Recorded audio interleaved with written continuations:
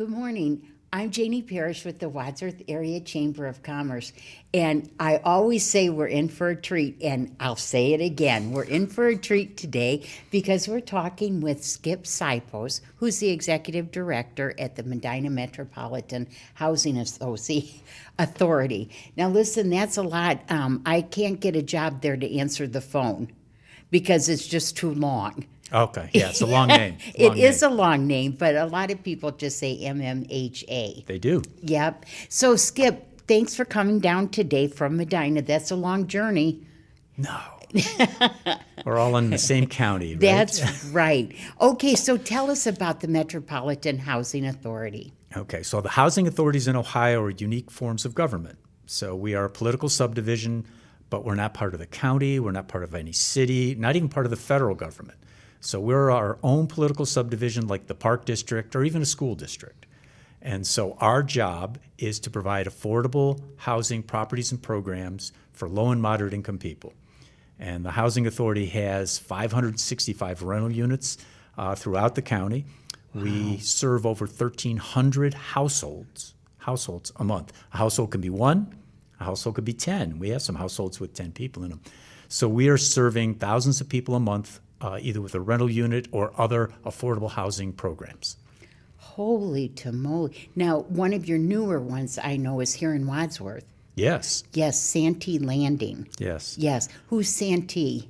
Well, historically, the Santee family were homesteaders in Medina County, but also part of their lifestyle was in Wadsworth. And so we actually did a little bit of research making sure that that name would be a good one to have. And it turns out, of course, it was. And so we built that property a few years ago. It's 45 units. It's affordable housing for, we have 1, 2, and 3 bedroom units there. Nice. It is a beautiful facility. I just was on the phone with your chief of police here in Wadsworth, and he acknowledged, he goes, yeah, he says, I've driven through there. It's just a beautiful property. And we pride ourselves on taking good care of our stuff. And you also have Menoir. We do. We manage Menoir Apartments. That Yes. is my favorite property in our entire portfolio because it was started by the Mennonite Church in Wadsworth, hence the name Menoir. That's where it comes from. Didn't know if you knew that. I did not. You do.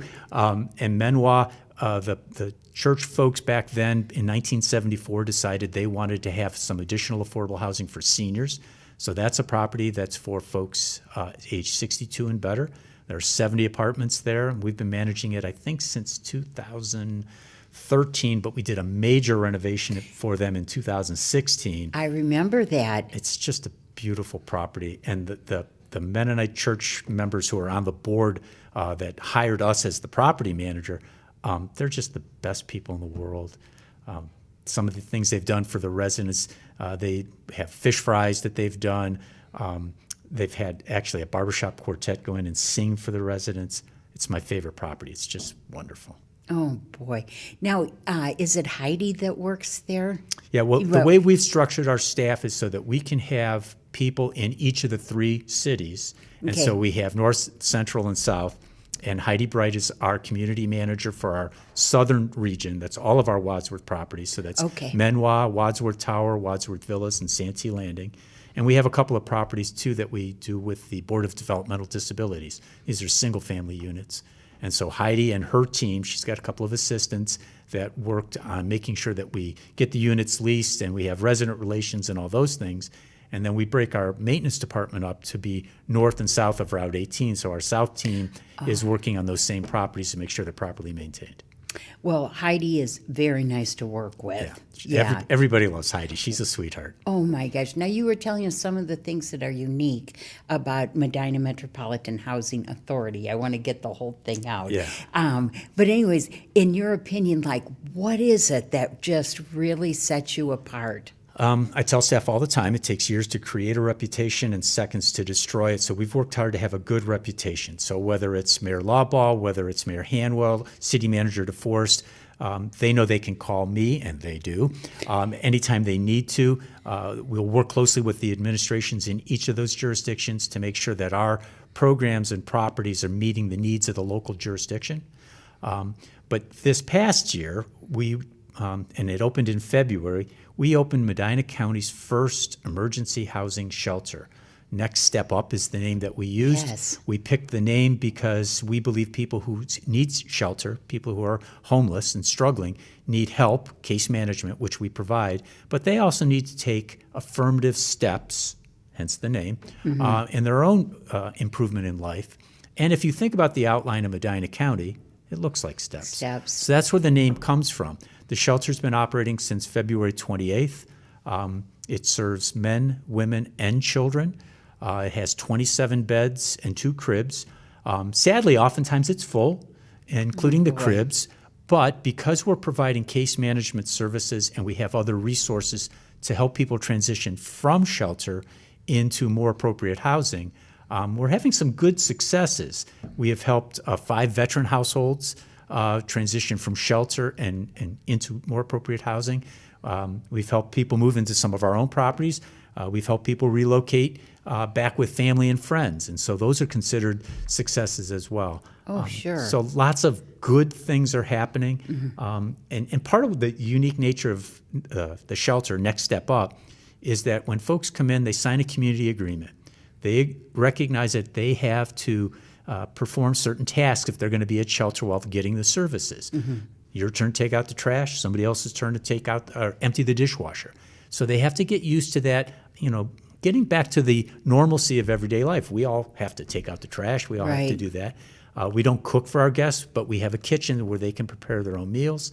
Staff will help show people not only how to cook, but how to clean up afterwards.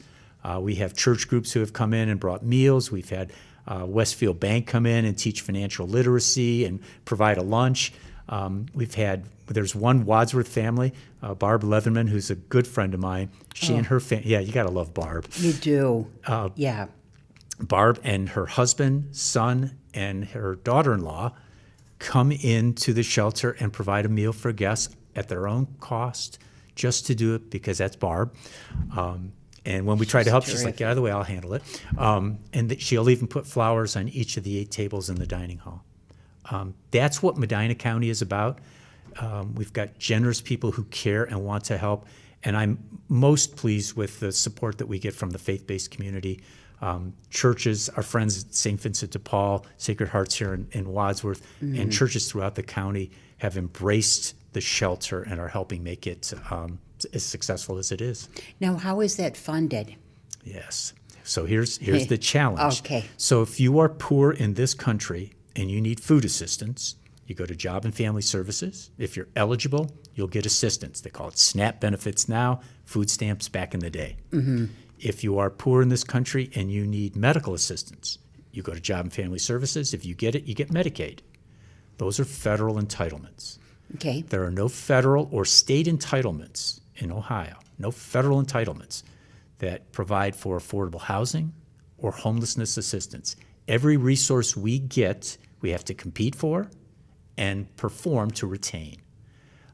State Representative Sharon Ray, Wadsworth's own, helped us secure funding for this first year of operation from the Ohio Department of Development. She and State Senator Romanchuk made sure that we had first year funding.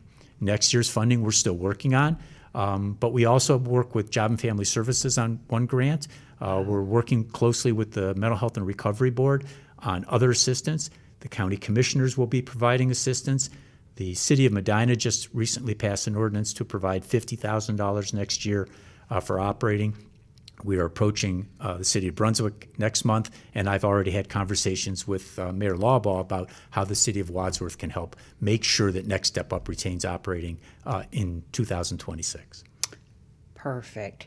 Yes, that's, I have heard over and over again, as you do too, go to a lot of meetings, that are countywide.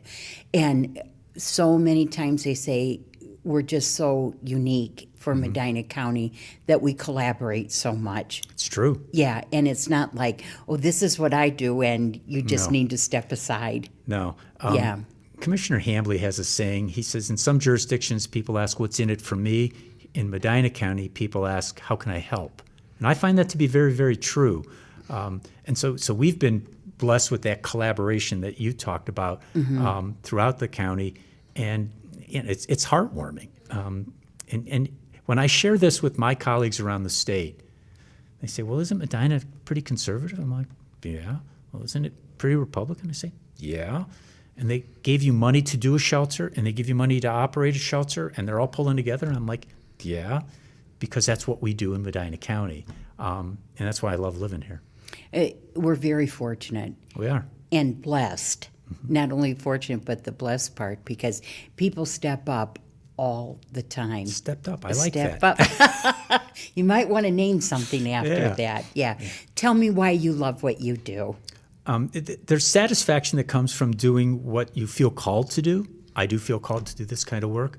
I'm a bean counter kind of a guy. I'm a numbers guy.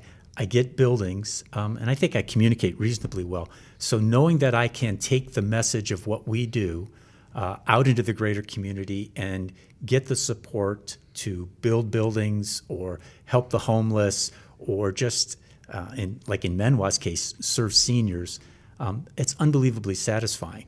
And it's not just Skip, though. I mean, what's really important is we have a great board. I've been here at the Housing Authority almost 32 years. And this is the best board I've had at the Housing Authority. And I worked 8 years in Cleveland before coming here. It's the best board I've ever had. The current chair is Julie Beatty, who's a Wadsworth resident and a member of the Wadsworth School Board. I couldn't ask for better collaboration, and the same holds true for my staff. You mentioned Heidi Bright earlier. Yes. We have great people in our finance department, in our Section 8 department that helps with rental assistance throughout the county, our maintenance department. The guys do great work, and they're all guys right now. Sometimes we've had women. It's a team effort, and we all are pulling on the rope in the same direction. And then it's that collaboration, as I mentioned, with Veteran Services, Job and Family Services, the Mental Health and Recovery Board, the Board of Developmental Disabilities, and more. It just brings a smile, and what I'm doing right now, it's genuine. I just love it. So I'll miss it, but it's a great thing. It's a great How thing. many days till retirement? 103. You know, that's funny because almost everybody who retires has a countdown. Yeah. Some have it for 5 or 6 years. I didn't do that, and it's funny because I attend church with Mayor Dennis Hanwell from Medina, and he and his wife Chris usually sit close to me where I sit in church. And the mayor is done 2 days before I am, so I always know how many days are left. And I always joke with his wife, Chris, it's so many days, and she just laughs. So Yeah, they're excited. yeah, they should be. Yeah. Retirement's exciting for anyone, but Hope so. It will be. But you just have to find the next passion. That's right. That's right. Because you've got it for this one. Yeah, That's for yeah. sure. Now, if you could walk me through, like if somebody is in a situation where they need housing, and do they just call your office? It's the simplest thing to do. So Okay. they should contact our office, and they can learn more about us. Our website is pretty straightforward, mmha.org. But calling us and if we're open, they'll get a live body. Okay. And we can share whatever resources are available. Somebody's in an emergency situation, and it's after hours, they can press 2 on our options on the menu, and that'll ring at the shelter. But the key thing is to contact us. And one of the things that I mentioned earlier, there are no entitlements for affordable housing. Every one of our properties and every program has long waiting lists. Some of our programs and properties close the waiting list because they're hundreds long. So a lot of people will get into a situation and say, "Oh, I'll just reach out and I'll get assistance." It doesn't work that way. So we want people to call us so we can walk them through what the options are. And when we have new options, we make sure that we promote it and things like that. Wow, you wouldn't think there'd be hundreds. Hundreds on multiple property waiting lists, and they're not necessarily the same names. It's just, and again, Medina County is a great place. It's a great place to live, work, worship, play. And so it's desirable to live here. And especially when you get to be an older adult, if your resources change, affordable housing that's provided through our agency, it's great stuff. It's just great. Oh, boy. And there's always that gap between what the government offers and what people need. And so you're right in there. And again, Medina County is blessed to have the resources that we do, and it feels good to be able to provide some of those. Yeah. Oh, I love that. Now, how can people find you? I mean, other than the website, they can just call? Yeah, and the other thing is United Way has 211, and that's a referral service. And, of course, we work closely with the United Way. Every one of the agencies that I've mentioned, Veterans, Job and Family Services, et cetera, they know how to refer people to us as well. So again, Okay. it's that collaborative network that makes sure that we're in everybody's ear, if you will. They know how to get a hold of us. So do you need to provide like your bank statements or employment? And herein is the challenge, because every property and every program has different requirements. Oh, So as geez you might imagine, Louise. yes. Yeah. So whether it's a government program at the shelter, it's very straightforward, but it depends on it, and that's why we don't want to try and let people make those decisions for us. We want to make sure, just call us. We'll walk you through the process, and it takes time. We want to know what's your situation. We'll need to know how old you are. What your situation is. Are you living? Are you homeless right now? Are you living? You're looking for something down the road. So it's an intake process where we do an assessment for everyone who calls. Okay, and also I wanted to ask, as far as the homeless shelter goes, how long could a person stay there? So here's what we do. As I mentioned, the person signs what we call a community agreement, where they acknowledge that they have certain rights, but also some responsibilities, the trash, the dishwasher.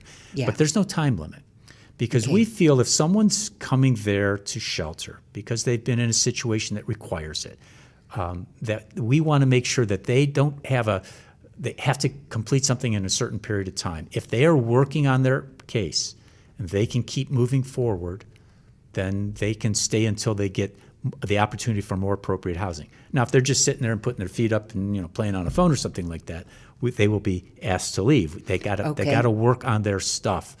The average stay right now is a little over 36 days on average. And again, we've been helping folks get leases, use resources like the Veterans Affairs vouchers, things like that. So we know how to cobble together the things that people need. But the other thing that's very interesting is when someone exits shelter successfully, they sign a lease, they reconnect with family, we give them what we call a next step up basket. It's got certain supplies that every household needs, cleaning supplies, toiletries, things like that.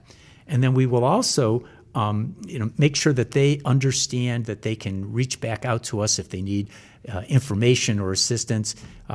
Groups like Operation Homes have helped provide transition stuff.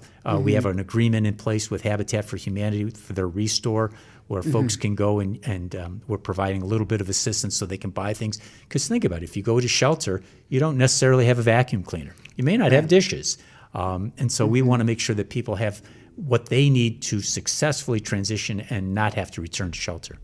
Now, what if someone would like to volunteer at the shelter? Great question.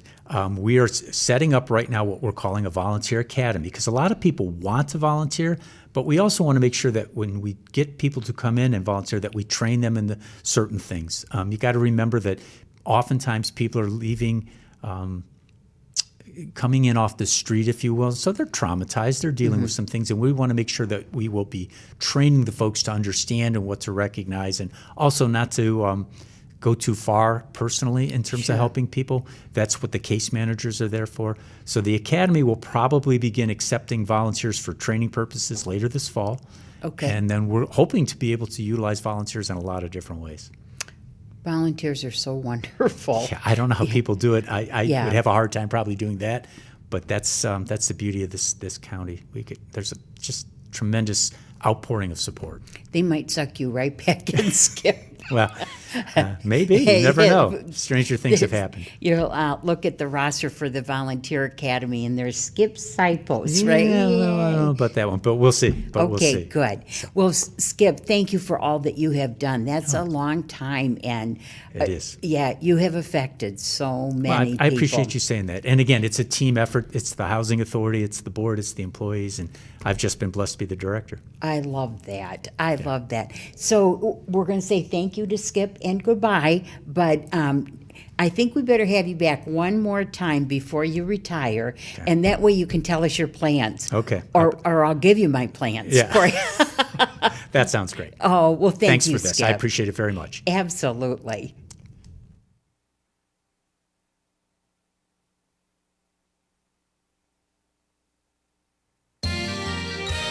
You are watching WCTV, Wadsworth Community Television.